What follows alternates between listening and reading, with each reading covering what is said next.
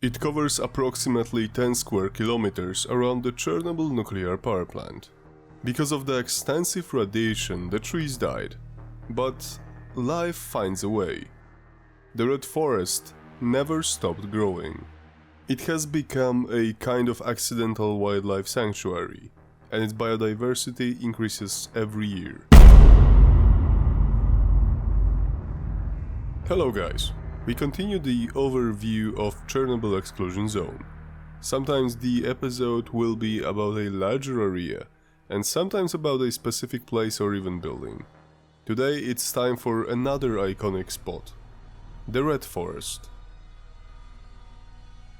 Be sure to check out the previous videos on our channel. They really deserve better attention, but YouTube algorithms are not especially helpful. Not to keep you waiting, let's start. Chernobyl Exclusion Zone, Part 4. The Red Forest. Its color is the reason why you should admire it from a good distance. Beautiful, red and orange colors are a testimony to the horrors that happened in Chernobyl almost 40 years ago. And despite many trees dying, the new ones are growing differently too. The Red Forest is one of the most iconic and breathtaking places in the zone. At the same time, it's also one of the most heavily contaminated areas in the world. We could say with some decent probability that it's the most anthropogenically contaminated radioactive terrestrial ecosystem on Earth. The Red Forest stands as a stark symbol of human impact on the environment. Situated within the Chernobyl exclusion zone, it covers approximately 10 square kilometers around the Chernobyl nuclear power plant. Its creation is linked directly to the Chernobyl disaster, so we might say that they share their anniversaries, the 26th of April. During the disaster, the reactor's explosion released a cloud of radioactive isotopes, including iodine-131, cesium-137 and strontium-90, which heavily contaminated the surrounding area. Among these, the pine trees, due to their physiology, absorbed a significant amount of radiation, which led to the change in color from their original to what we may call a ginger brown. Hence the nickname Red Forest, now almost officially linked to that particular place on Earth. But there is more to its name than just that. Because of the extensive radiation, the trees that were already in that area changed their colors, but they also died, as far as we can confirm from the data gathered so far. That is an important piece of information, as the Red Forest didn't stop to grow. You could imagine that the immediate aftermath of the accident saw the Red Forest become one of the world's worst hit environments in terms of acute radiation exposure, comparable only to the vicinity directly around the reactor itself. It was quickly recognized that the area posed a significant threat to the environment and to any life trying to persist within it. In response to this threat, the Soviet government took steps to manage the forest's contamination. This involved the removal of the top layer of soil, along with the dead trees, in an effort to contain the spread of radioactive materials. These contaminated materials were then buried in trenches covered with a thick layer of clean soil. Despite these efforts, the Red and surrounding forests remain a highly contaminated area, with ongoing monitoring by Ukrainian and international scientists.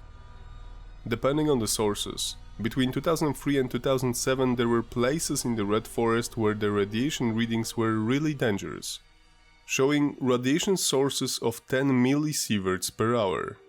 That would easily make you heavily sick if you stayed there long enough. Remember that, as it will be important later. The ecological impact of the disaster in the Red Forest has been profound and enduring. The removal of trees and soil disruption significantly altered the landscape, creating a unique ecological niche. Despite the radioactivity stops over time, some of the contamination is still an important factor. The highest levels of cesium-137 are found in the surface layers of the soil, so the layer that is carried away scattered or damaged the most easily. Also, it broadens the danger for the fauna and flora, for example for the insects that live so close to the ground. Estimations vary, but we may be practically sure that this second-hand radioactivity will affect that whole land for several generations. But life finds a way, if I may quote Dr. Ian Malcolm. He wouldn't be surprised if he found out that the Red Forest has become a kind of accidental wildlife sanctuary, and its biodiversity has been increasing every year since the fatal 1986 disaster. Species not typically observed in the region, or those that were rare prior to the disaster, have been thriving, likely due to the absence of human activity. This includes the Przewalski horse, wolves, and various rare bird species, and hopefully many dozens more, not to mention the unique plants or fungi. Researchers constantly study the Red Forest recovery and the effects of radiation on wildlife to better understand, for example, the long-term impacts of nuclear fallout. It already has some potential, like in the space industry. Scientists test radioactivating fungi to somehow provide better radiation shields for NASA. It's completely understandable to learn that one of the major reasons behind this unique ecosystem is the lack of humans. Well, not a complete emptiness, but a very restricted population of us. Of course, there are still guards, workers, scientists, and even some stalkers and residents in the zone. But since the local people were evacuated, more like evicted, in 1986, there wasn't much movement around. We can pretty much say that this whole place is almost empty, from the local fauna and flora perspective. For example, wild boar numbers have multiplied 8 times, only between 1986 and 88. That was only 2 years. But getting back to the main point. The Red Forest is not only a mark that the past events have left. Huge parts of this area were cleared out of the trees almost completely. The liquidators put a lot of effort to try and harness the radioactive contamination. But the newly grown trees are still not like they should be. However, the balance of the colors is very slowly returning to its natural state. The new trees that have grown since 1986 are also partially red. Not as much as the original Red Forest, but they still absorb radiation from the soil. Oh, and do you remember the soil contamination I spoke about earlier? That's this moment where the previous information comes in handy. In February 2022, Russian Federation invaded Ukraine, again. One of the attack directions, from Belarus, made Russian forces capture the Chernobyl exclusion zone. They moved around Red Forest, but their convoys used the same routes, so there was a spike of detected radiation. Their movements kicked up whole clouds of radioactive dust from the aforementioned top layer of the soil. The Ukrainian sources reported that the Russians were forced to pull back due to radiation sickness. They claim the Russians dug the trenches in the Red Forest, which could endanger them greatly. Some of these spots in the Red Forest could make you sick in a matter of hours. Because of the information chaos, we can't confirm it with 100% certainty. We still lack an independent confirmation of that information. But it was entirely possible.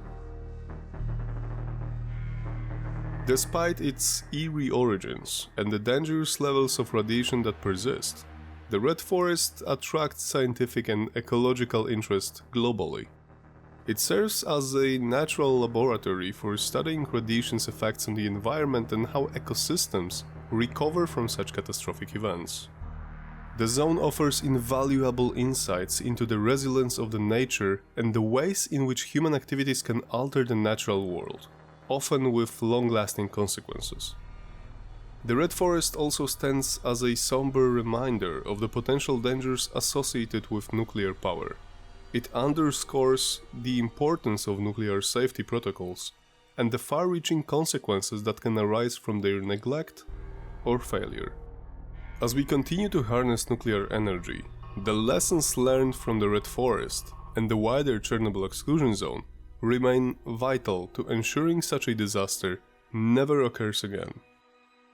The Red Forest is not just a testament to the destructive power of nuclear accidents, but also a beacon of nature's ability to adapt and endure in the face of severe anthropogenic pressures. Its ongoing study helps guide future policies and enhances our understanding of ecological resilience, making it a crucial area for both scientific research and environmental education. Let's hope we, as a humanity, will remember the lesson. Take care, stay safe, and see you next week.